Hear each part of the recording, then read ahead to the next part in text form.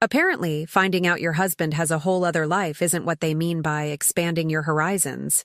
But stumbling upon his Caribbean getaway with his soulmate and realizing you can get there first?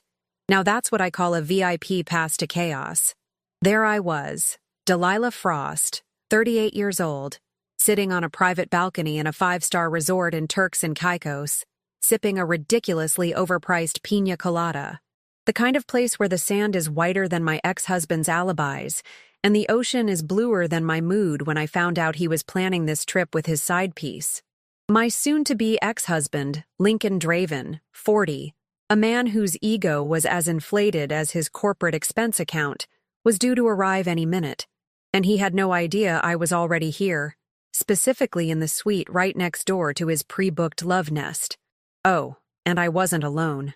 Beside me, looking surprisingly comfortable in a linen shirt that probably cost more than my first car, sat Fox Callahan, 39. He was Magnolia Huxley's fiancé. Yes, that Magnolia Huxley, Lincoln's soulmate, the 32-year-old lifestyle influencer who believed in manifesting good vibes, and apparently other people's husbands. This wasn't just a vacation. It was a meticulously planned, deliciously cruel ambush. And I was the general. You're probably thinking, how did we get here, Delilah? Did you just snap? And the answer is, darling, yes, absolutely. But it wasn't a sudden break. It was a slow, simmering boil, like a forgotten pot of chili on the back burner of a suburban kitchen. For 12 years, I'd been Mrs. Lincoln Draven, the interior designer who made our Alpharetta mansion look like it belonged in a magazine, while he brought home the bacon and the occasional whiff of cheap perfume. We had the perfect upper-middle-class life, the gated community, the annual membership to the country club, the perfectly manicured lawn that was the envy of the HOA. We were the couple who hosted the Super Bowl parties, the ones who always brought the artisanal cheese platter to the neighborhood potluck. Or so I thought. The cracks started appearing about 8 months ago. Lincoln, a senior marketing executive, began having late nights at the office that stretched into early mornings. His phone, once a shared device for family photos, became a sacred, password-protected artifact. He started talking about finding himself and reconnecting with his inner peace, which, in my experience, usually means he found someone else's inner peace to connect with. I'd seen this movie before, just not with me in the starring role. I'm not a naive woman. My job is literally to see through facades and create something beautiful underneath. I started noticing the little things. The new cologne that smelled suspiciously like something a man buys when he's trying to impress a younger woman. The sudden interest in wellness retreats he never mentioned before. The way he'd flinch if I reached for his phone. It was all so cliché, it almost hurt. Almost. Then came the Caribbean. I was doing our taxes. Because, let's be real, he couldn't find his own socks without a GPS. And I stumbled upon a charge for 2 first-class tickets to Turks and Caicos, booked under Mr. and Mrs. Draven. My heart did that little plummeting thing, but my brain, bless its cynical heart, immediately went into detective mode. Mrs. Draven? Huh? Bold move, Lincoln. Very bold. A quick dive into his deleted emails. Thank you, Cloud Recovery. You truly are a goddess. Confirmed my suspicions. There it was. A confirmation for a luxury suite, a romantic dinner reservation, and a note about making this trip unforgettable for my Magnolia. Magnolia. The name hit me like a rogue wave. A few hours of intense social media stalking, fueled by a bottle of Sauvignon Blanc and the kind of righteous indignation only a betrayed wife can conjure, led me to Magnolia Huxley. Her Instagram was a pastel-colored shrine to self-love, avocado toast, and sponsored content. And there, buried in her tagged photos, was a man. A different man. A fiancé. Fox Callahan. He looked interesting. Not conventionally handsome like Lincoln, but with a sharp jawline, intense eyes, and a smirk that suggested he knew a thing or two about the world's absurdities. He was a tech entrepreneur, apparently, the kind of guy who probably built his own app before he was 30, and now just invests in things that make him roll his eyes. My kind of guy, actually. That's when the idea, brilliant and utterly unhinged, hit me. Why just divorce him and move on when I could orchestrate a symphony of public humiliation? Why let them have their romantic getaway when I could turn it into a reality show they never auditioned for?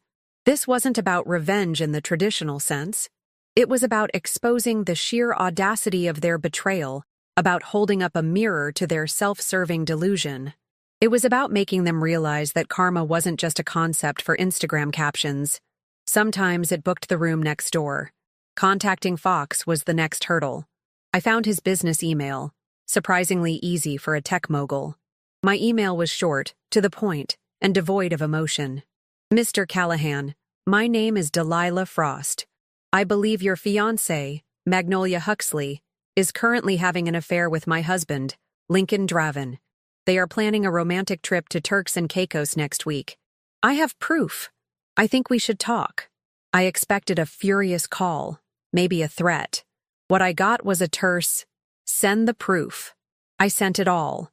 The flight details, the hotel booking, screenshots of Magnolia's gushing texts to Lincoln, even a photo of Lincoln's good luck charm, a tacky seashell necklace I'd seen Magnolia wearing in one of her Beach Babe posts. Fox called me an hour later. His voice was calm, almost unnervingly so, but I could hear the steel beneath it. I appreciate your thoroughness, Ms. Frost. This is quite a lot to process. That was an understatement. We talked for 2 hours. He was initially skeptical, then furious, then surprisingly pragmatic. He admitted Magnolia had been distant, always on her phone, talking about finding her purpose. He was a man who dealt in data, and my data was irrefutable. By the end of the call, I floated the idea. What if, I began, we don't just expose them? What if we enhance the experience? There was a long pause. Then a dry chuckle. You're saying we crash their party? Oh no, I corrected, a wicked grin spreading across my face. We host the party, right next door. And that's how Fox Callahan, the man whose fiancé was sleeping with my husband, ended up sitting next to me on a balcony in paradise, waiting for the curtain to rise on our little drama. We had arrived yesterday, checked into our suite, which, thanks to a very generous upgrade and a very persuasive bribe to the concierge, was indeed directly adjacent to Lincoln and Magnolia's. We'd even managed to get connecting doors, though we'd kept them locked. For now. The resort was a sprawling, luxurious labyrinth, but we knew their exact coordinates. We were the unexpected guests, the uninvited co-stars, ready to turn their romantic idyll into a psychological thriller. The question wasn't if they'd find out, but when, and how spectacularly they'd unravel. And I, Delilah Frost, was ready to watch the show. With popcorn, and maybe another pina colada. The first hint of their arrival came not from the sight of them, but from the distinct high-pitched giggle that could only belong to Magnolia Huxley. It drifted through the thin connecting wall, followed by Lincoln's booming, overly confident laugh, the one he reserved for clients he was trying to impress, or women he was trying to seduce. It was like a soundtrack to my impending migraine. Fox, who had been quietly scrolling through his phone, looked up, a sardonic arch to his eyebrow. Sounds like someone's having a blissful arrival, he muttered, mimicking Magnolia's breathy influencer voice. I almost choked on my drink.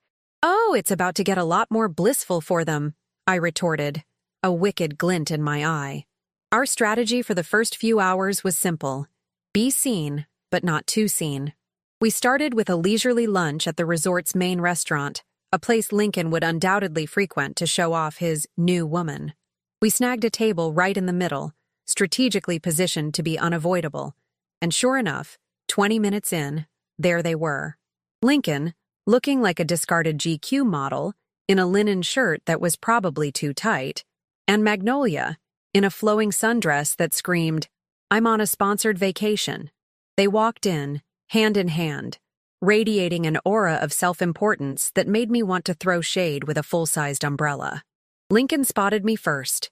His face, usually so composed, went through a series of rapid-fire expressions: confusion, disbelief, dawning horror, and finally, a desperate attempt at nonchalance.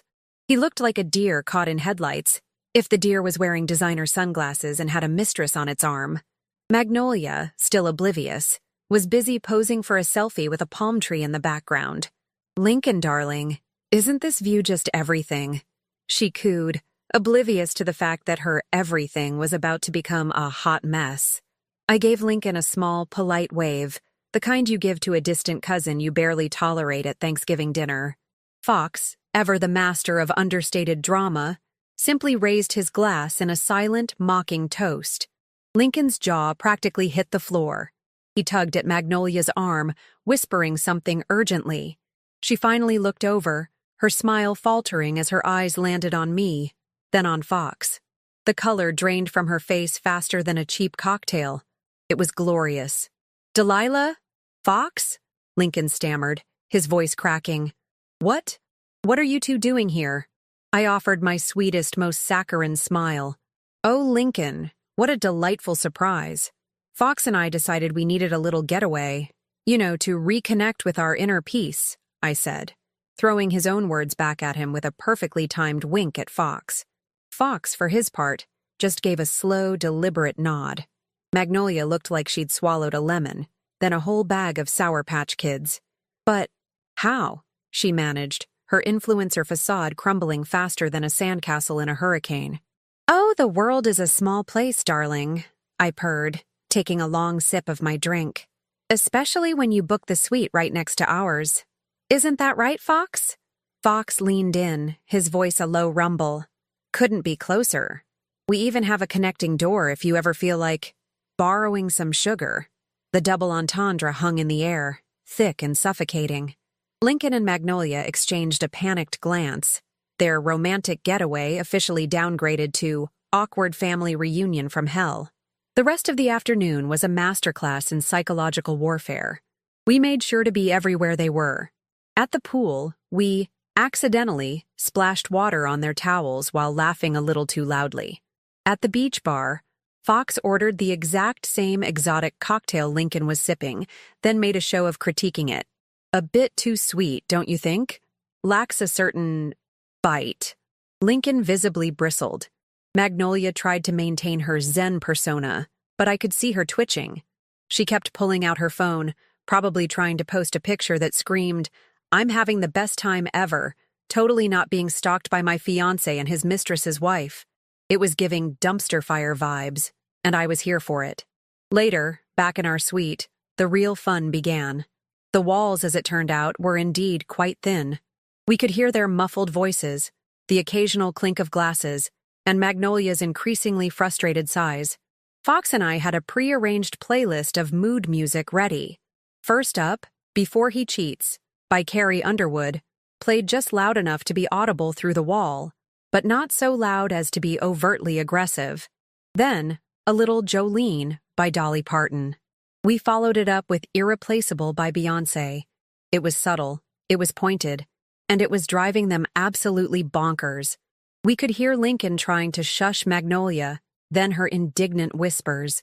"She's doing this on purpose, Lincoln, this is so toxic." I chuckled, leaning against the wall. "Oh, honey, you haven't seen toxic yet. This is just the appetizer." Fox, meanwhile, was meticulously arranging a charcuterie board we'd ordered from room service. He mused, "I always found it fascinating how people convince themselves they're the exception, that their actions won't have consequences." He popped a piece of artisanal cheese into his mouth, looking utterly unbothered. His calm demeanor was a perfect foil to my simmering intensity, and it was surprisingly effective in rattling our neighbors. The next morning, we decided to escalate. We booked a private couples massage at the resort spa. The same spa I knew, where Magnolia had booked a couples rejuvenation package with Lincoln. We arrived just as they were checking in, looking flustered. Magnolia, ever the influencer, was trying to get a good angle for a selfie with the spa's waterfall feature. "Lincoln, stand here. It's giving wellness oasis," she instructed. "Oh, Delilah. Fox," Lincoln exclaimed, his voice strained. "Fancy meeting you here, again." "Isn't it, though?" I said, flashing my most dazzlingly fake smile. "We heard this place was divine, perfect for a little stress relief." I glanced pointedly at Lincoln, whose neck seemed to be getting tighter by the second.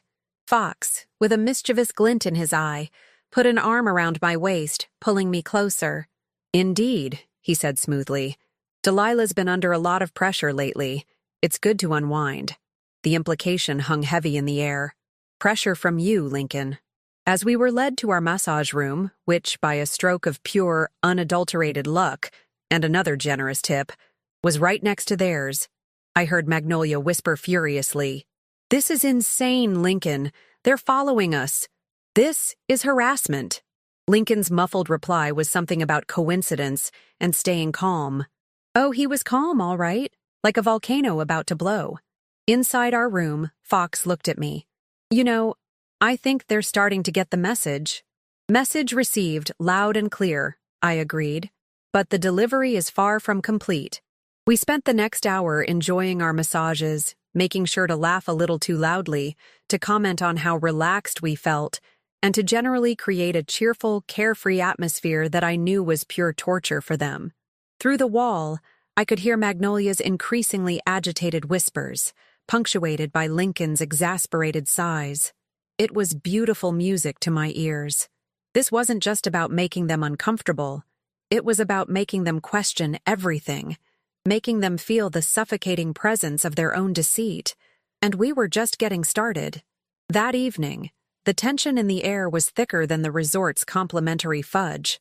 Lincoln and Magnolia had retreated to their room, presumably to strategize or, more likely, to engage in a full-blown argument. Fox and I were enjoying a quiet dinner on our balcony, the gentle lapping of the waves a stark contrast to the storm brewing next door.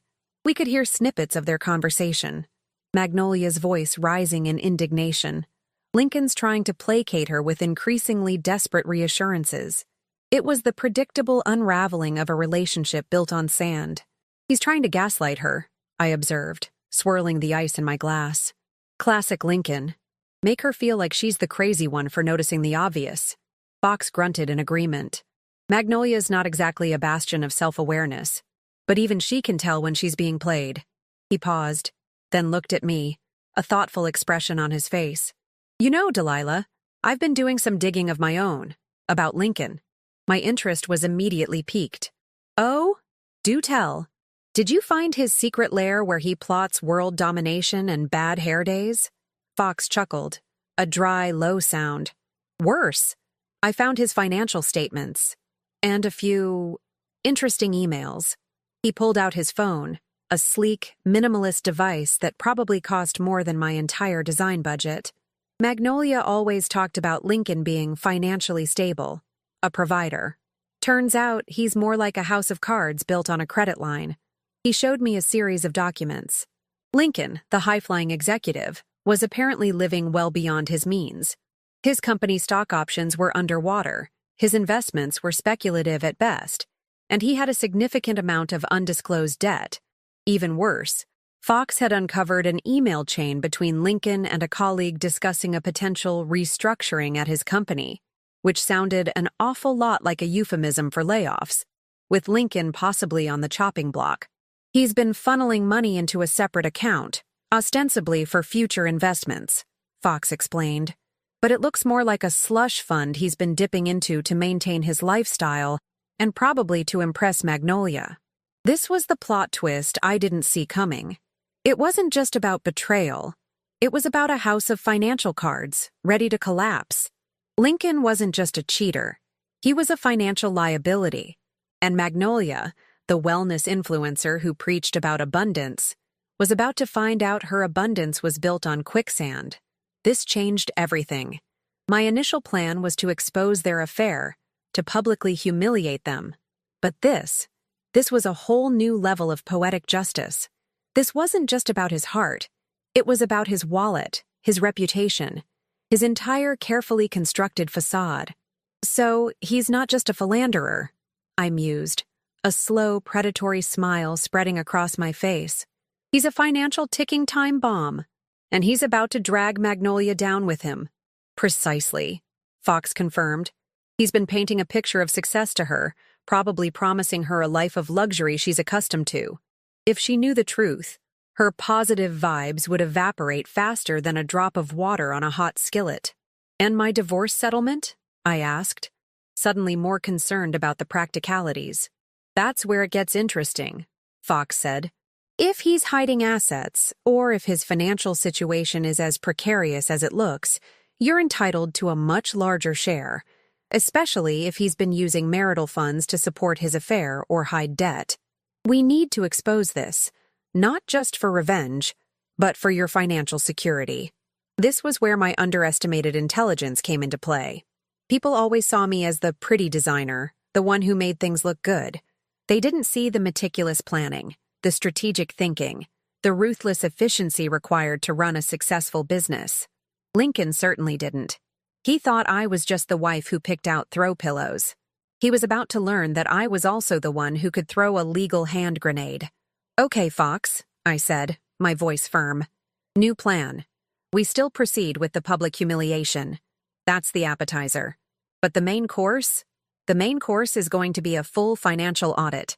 And we're going to make sure Magnolia gets a front row seat to the collapse of her financially stable dream man." Fox's eyes gleamed. "I like it. How do we do it?" "We start by making sure they can't escape us," I said, a mischievous glint in my eye. "Tomorrow we're going to make their lives a living hell, resort style. We'll ensure they're desperate enough to want to leave, but trapped enough that they can't." Our preparation began. Fox, with his tech wizardry, managed to subtly, accidentally disable their digital room key access for a few hours, forcing them to go to the front desk multiple times. He also found a way to accidentally redirect their room service orders to our suite. A delicious irony, eating their expensive breakfast while listening to their frustrated calls to the concierge. I, meanwhile, used my interior design connections to discreetly arrange for a special delivery to their room. A large framed print of a particularly unflattering photo of Lincoln and Magnolia, taken by a paparazzi-style photographer I'd hired to follow them around the resort, with the caption, "True Love's First Kiss," or just a really bad decision. It was going to be delivered during their romantic sunset dinner reservation. The beauty of this new plan was its multi-layered approach. It wasn't just about emotional damage, it was about systemic disruption. We weren't just making them uncomfortable, we were dismantling their entire illusion. We were setting the stage for a grand finale that would hit Lincoln where it hurt the most, his pride and his bank account. And Magnolia would get a harsh dose of reality, realizing that her manifested abundance was about to manifest a whole lot of debt and a very public breakup. "You know," Fox said, leaning back in his chair, a satisfied smirk playing on his lips, "I always thought I was good at playing the long game. But you, Delilah Frost, you're in a league of your own." "Honey," I replied, raising my glass, "when you've spent 12 years perfecting the art of passive-aggressive holiday decorations, you learn a thing or two about strategic placement. And right now, Lincoln and Magnolia are perfectly placed for a spectacular fall." The next day was a symphony of orchestrated chaos. Every time they tried to relax by the pool, a group of random guests, actually, some friendly resort staff I'd bribed, would start a loud, raucous game of volleyball right next to them.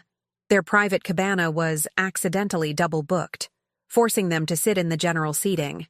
Their dinner reservations were mysteriously canceled.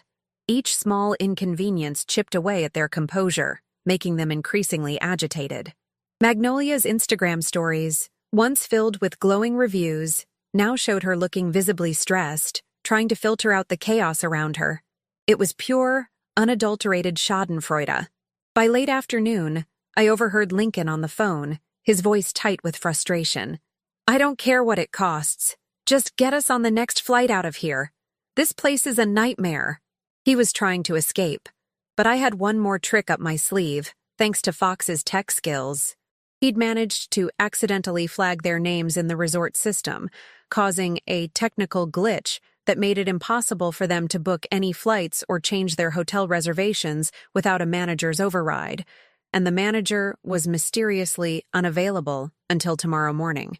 They were trapped, and the stage was set for the grand unveiling. "They're officially at their breaking point," I told Fox, a triumphant smile on my face. "Tomorrow, we give them the full show. The anticipation was palpable, a delicious hum in the air. This wasn't just revenge, it was an art form, and the canvas was their crumbling delusion. The morning of the grand finale dawned bright and deceptively peaceful. Lincoln and Magnolia, looking haggard and utterly defeated, were finally granted an audience with the resort manager. They were desperate to leave, their romantic getaway having devolved into a psychological torture chamber. Fox and I, freshly showered and looking annoyingly refreshed, made sure to be in the lobby, sipping coffee and pretending to read the resort's daily activities schedule. We were strategically positioned near the manager's office, our ears perked for the inevitable drama. "This entire trip has been a disaster," I heard Magnolia exclaim, her voice shrill enough to shatter glass. "We demand a full refund and immediate flights out." The manager, a stoic woman named Ms. Jenkins, maintained a calm, professional demeanor. "I understand your frustration, Ms. Huxley, Mr. Draven. However, there seems to be a rather unique situation regarding your booking." This was our cue. Fox subtly activated a small, discreet device in his pocket. It was a directional microphone, expertly disguised, designed to pick up conversations from a short distance and broadcast them, just barely, to the lobby's ambient music system. The volume was low, almost imperceptible, but enough for anyone paying attention to catch snippets. "Unique situation?" Lincoln scoffed, his voice dripping with entitlement. "We simply want to leave this hellhole." "Well," Ms. Jenkins began, "it appears your reservation was made under a rather unusual set of circumstances, and we've also received some rather concerning reports." Just then, a resort employee, a young man I'd tipped handsomely, wheeled a cart directly past the manager's office. On it, prominently displayed, was the framed photo I'd commissioned.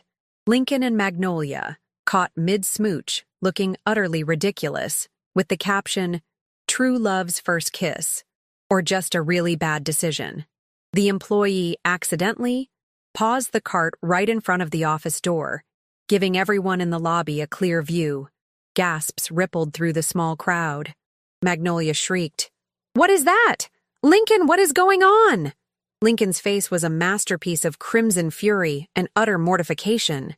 That's a mistake. That's not us." "Oh, really?" I said, stepping forward, a picture of innocent concern. "Because it certainly looks like you two. And that photo's been circulating around the resort all morning. People are calling it the Caribbean Catastrophe." Fox, ever the calm, collected one, added, "It's quite the viral sensation, actually. Someone even started a hashtag, Draven Huxley Disaster." The color drained from Magnolia's face. Her influencer career, built on curated perfection, was about to implode. She turned on Lincoln, her voice a furious whisper. "You told me no one would find out. You promised this was our secret." Lincoln, cornered, stammered, I didn't know she'd follow us. This is Delilah's doing. She's crazy. Crazy," I scoffed, a single, perfectly aimed eyebrow arching. Or just a woman who doesn't appreciate her husband using her credit card to fund his midlife crisis with a wellness guru. That's when Fox stepped in, his voice cutting through the rising chaos.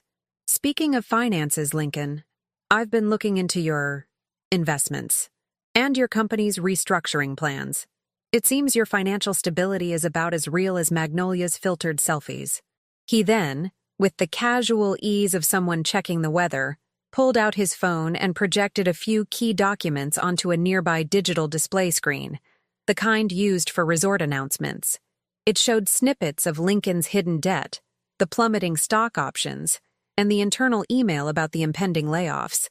The numbers were stark, undeniable, and utterly devastating. The lobby fell silent. Magnolia stared at the screen, her mouth agape. Her financially stable dream man was a fraud. "What is this, Lincoln?" Magnolia whispered, her voice devoid of its usual perkiness. "You told me you were set. You told me we could build an empire." Lincoln looked like he wanted the earth to swallow him whole. It's a misunderstanding. Fox, you can't just expose my private information." "Oh, I can," Fox replied, his voice dangerously calm. especially when that private information directly impacts my fiancé's future and potentially the marital assets of your soon-to-be ex-wife. I believe the term is due diligence. The manager, Ms. Jenkins, cleared her throat. Mr. Draven, Ms. Huxley, I'm afraid given these revelations and the rather public nature of your situation, we can no longer accommodate your stay. We have a reputation to uphold. Your flights have been rebooked for this afternoon, economy class, and there will be no refund. Magnolia let out a choked sob. Economy? But my brand. My followers expect luxury. Your brand, darling, I interjected sweetly, is about to get a very authentic dose of reality. Consider it a detox from all the curated perfection. The scene that followed was pure, unadulterated chaos. Magnolia, realizing her sugar daddy was actually a financial sinkhole, started screaming at Lincoln, accusing him of lying, of ruining her life, of being a toxic energy vampire. Lincoln, in turn, tried to deflect. Blame me, blame Fox, blame the resort. It was a spectacular implosion, a train wreck in slow motion, and everyone in the lobby had a front row seat. People were openly filming on their phones, the hashtag #Draven-Huxley disaster already trending locally. As they were unceremoniously escorted out, their luggage following behind them, Magnolia shot me a look of pure, venomous hatred. You'll regret this, Delilah, she spat. I just smiled, a genuine, satisfied smile this time. Oh, honey, the only thing I regret is not bringing more popcorn. Lincoln, defeated and humiliated, wouldn't even look at me. He was a broken man, his carefully constructed world shattered into a million pieces. His corporate reputation, his financial standing, his soulmate, all gone, exposed in the harsh light of a Caribbean morning. Fox leaned over, a triumphant glint in his eyes. Well, that was cathartic and surprisingly efficient. Indeed, I agreed, though I think the final twist is yet to come. I have a feeling Magnolia will be sending Lincoln a very large invoice for emotional damages once she's done counting her Instagram followers. We watched them go, two figures of misery, their heads bowed, their dreams of a romantic escape utterly annihilated. The justice was poetic, the revenge epic, and the satisfaction for me was absolute. This wasn't just about getting even. It was about reclaiming my narrative, about showing the world that some women don't just get mad, they get strategic. And sometimes the best way to move on is to make sure your ex-husband's new life is a bigger mess than the one he left behind. After the dust settled, or rather, after Lincoln and Magnolia were unceremoniously ushered into a taxi, the lobby slowly returned to its usual hum of vacationers. Fox and I ordered another round of drinks, a celebratory toast to a job exceptionally well done. The resort manager, Ms. Jenkins, approached our table, a subtle smile playing on her lips. Ms. Frost, Mr. Callahan, she began. I must say that was quite the spectacle, and remarkably well orchestrated. Your technical glitches were certainly effective. She winked, then handed me a small, discreet envelope. A little something from the house, for your troubles, and a complimentary upgrade to our presidential suite, for the remainder of your actual vacation. I raised an eyebrow at Fox. Well, look at that. Karma really does have good customer service. He just chuckled, shaking his head. The next few days were pure bliss. We spent them enjoying the presidential suite, the kind of luxury Lincoln could only dream of affording now. We laughed, we relaxed, and we talked. Really talked. Fox was surprisingly insightful, his cynicism a perfect match for my sarcasm. We discovered a shared love for obscure documentaries, dry wit, and a mutual disdain for people who take themselves too seriously. He was, in a word, refreshing. The fallout from the Draven-Huxley disaster was swift and brutal. Magnolia's carefully curated online persona crumbled. Her wellness brand was now synonymous with homewrecker and gold digger. Her follower count plummeted faster than Lincoln's stock options. Lincoln, on the other hand, faced a different kind of reckoning. The financial irregularities Fox exposed, combined with the public humiliation, led to his immediate termination from his executive position. His carefully cultivated image of success was shattered. He was facing a messy divorce, significant debt, and the very real prospect of having to move out of our Alpharetta mansion.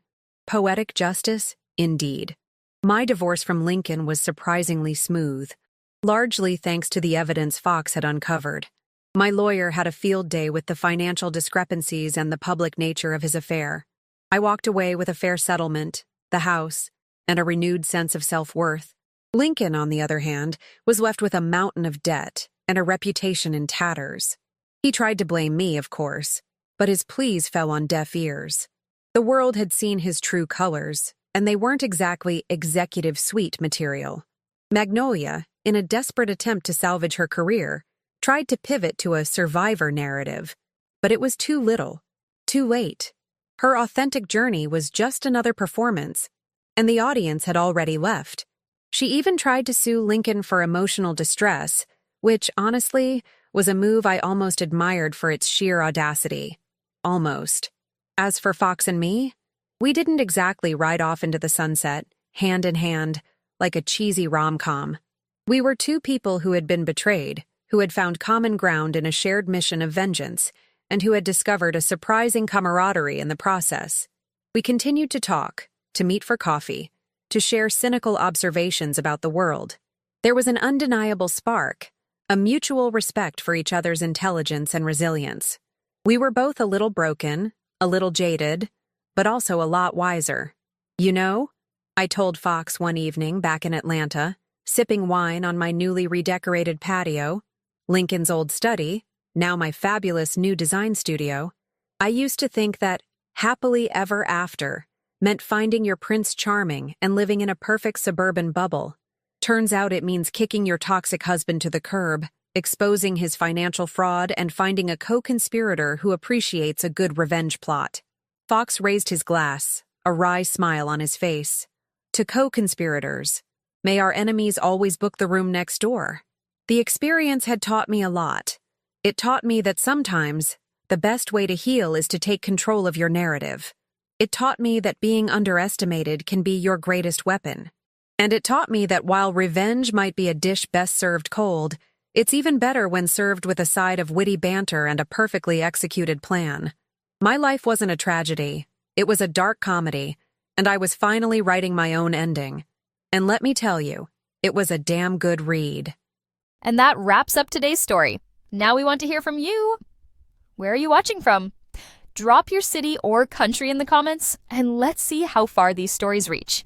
If this story moved you or gave you chills, give it a like, share, and subscribe for more powerful stories. One last thing, rate the story from 1 to 10 in the comments. Your feedback helps us bring you even better ones next time. Thanks for watching. We appreciate you being part of this storytelling journey.